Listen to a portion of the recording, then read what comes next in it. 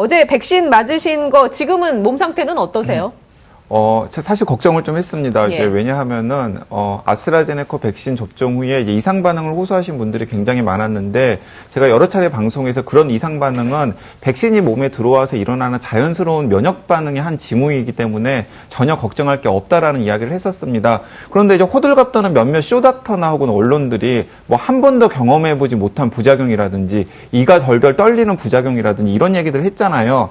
그래서, 나도 어쨌든 간에 그 아스트라제네카 백신을 접종하고 나서는 이제 그 정도까지는 아니더라도 평소 독감 백신을 접종했을 때보다는 좀 더 심한 부작용을 겪을 수도 있지 않을까라고 생각하면서 잠시 긴장을 했던 건 사실입니다. 그런데 이제 아침에 일어나 보니까 너무 몸이 좋은 거예요. 그 면역 반응이 잘 일어나고 있는 거겠죠? 그러니까 이제 증상이 없어도 예. 백신이 몸에 들어가면 이제 면역 반응이 일어나는 건 확실합니다만은 일단 이제 면역 반응의 정도가 나이가 들수록 그러니까 네. 노화가 진행될수록 이제 눈에 띄게 좀 더디거나 혹은 격렬한 양상으로 나타나지 않는 경우가 있거든요. 그 얘기는 강양구 기자가 노화가 상당히 진행됐다고 볼 수 있는 거군요. 네, 그래서 이상 반응이 없어서 반갑기는 합니다만은 전체적으로는 좀 우울하긴 합니다, 지금.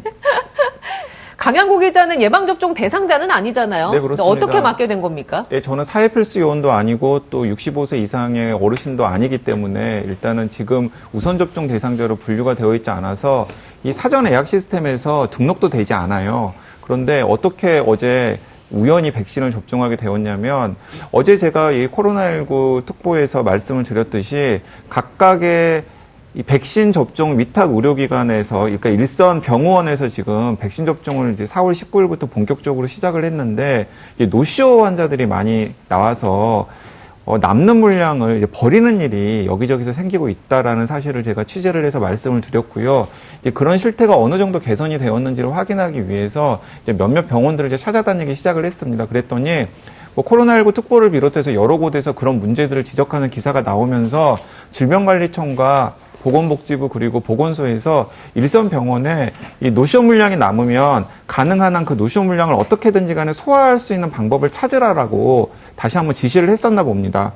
그래서 이제 제가 취재를 갔던 병원에서도 예약된 분이 70명이었는데 그중에서 한 7명 정도가 노쇼를 했고 마침 그때 4명 분량의 폐기 직전에 이 아스트라제네카 백신이 남아 있었던 거죠. 그래서 대뜸 간호사 선생님께서 저한테 기왕에 왔으니 백신 접종 하실래요라고 물어봐서 저는 계속해서 아스트라제네카 백신을 빨리 맞을 수 있으면 맞겠다라고 여러 차례 말씀을 드렸잖아요. 그래서 이때가 기회다 싶어가지고 얼른 손 들어서 백신 예. 접종을 했습니다. 아, 저도 같이 갈 걸 그랬네요. 네, 그렇습니다. 그래서 두 분한테 굉장히 죄송했어요. 혼자만 맞고. 네, 최지은 아나운서님 또 설대호 교수님 네. 이 말씀 들으면 굉장히 부러워하실 텐데 저만 얌체처럼 맞은 것 같아서 네. 이 자리를 들어서 제가 사죄 말씀 드리겠습니다. 아유, 별 말씀을요. 근데 이제 병원에서 직접 현장을 보셨잖아요. 어떻습니까? 일단은 병원 관계자들한테 죄송할 정도로 고생을 많이 하고 계시더라고요. 일단은 이제 여러 가지 형태로 고생을 하고 계시는데, 일단은 저는 예약이 되어 있지 않은 상태에서 네. 백신 접종을 하게 된 상황이잖아요. 그러니까 제 인적사항을 병원 직원이 받아가지고 일일이 예약 시스템에다가 올리더라고요. 아, 네, 일단은 일반인에게는 예약 시스템이 열려있지 않고 대상자가 아니기 때문에. 대상자가 아니기 때문에 그러니까 예. 병원 관계자들에게만 예약 시스템이 열려 있는 것으로 보입니다. 그래서 이제 병원으로 찾아가서 저는 이제 예약이 안 되어 있는 사람이니까 그 자리에서 즉석에서 예약을 잡는 거예요. 예. 그래서 제가 오후 5시에 갔으면 오후 5시에 강량구라는 사람 예약을 그냥 잡는 겁니다. 제가 현장에 있는데도 네네. 불구하고. 그러면은 이제 국민비서 문자로 제 핸드폰으로 그 시간으로 예약이 잡혔다고 현장에서 옵니다. 예. 현장에 있는데도 그냥 예약이 잡혔다고 오는 거죠. 이제 그 다음에 제가 백신 접종을 하기 위해서 이제 의사 문진표 작성하고 의사랑 한 5분 정도 예진을 한 다음에 주사를 접종하고 주사 하나도 아프지 않았습니다. 그리고 15분에서 30분 정도 이제 아나필락시스 같은 부작용이 있는지를 지켜보기 위해서 이제 지켜 있으면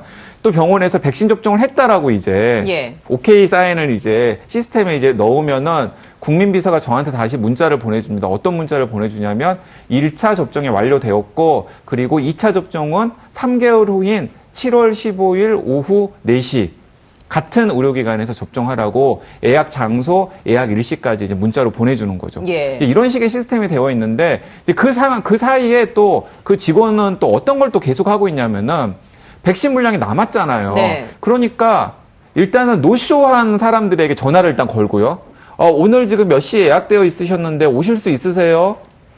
전화를 하고 다 못 온다고 하더라고요. 대부분 젊은 사람들이더라고요. 예. 그 다음에 이제 전화를 끊으면은 어제 우리 코로나 특보와 그리고 몇몇 언론에서 노쇼 물량을 예비 명단에 등록한 사람들에게 접종할 수 있게끔 한다라는 소식을 알려들었잖아요. 그래서 여기저기 의료기관마다 문의 전화가 폭주를 했나 봐요. 그 의료기관도 그제까지는 몰랐다가 어제 오후부터 대기 명단을 받기 시작했는데 예. 불과 반나절 만에 50명이 신청을 했다고 합니다.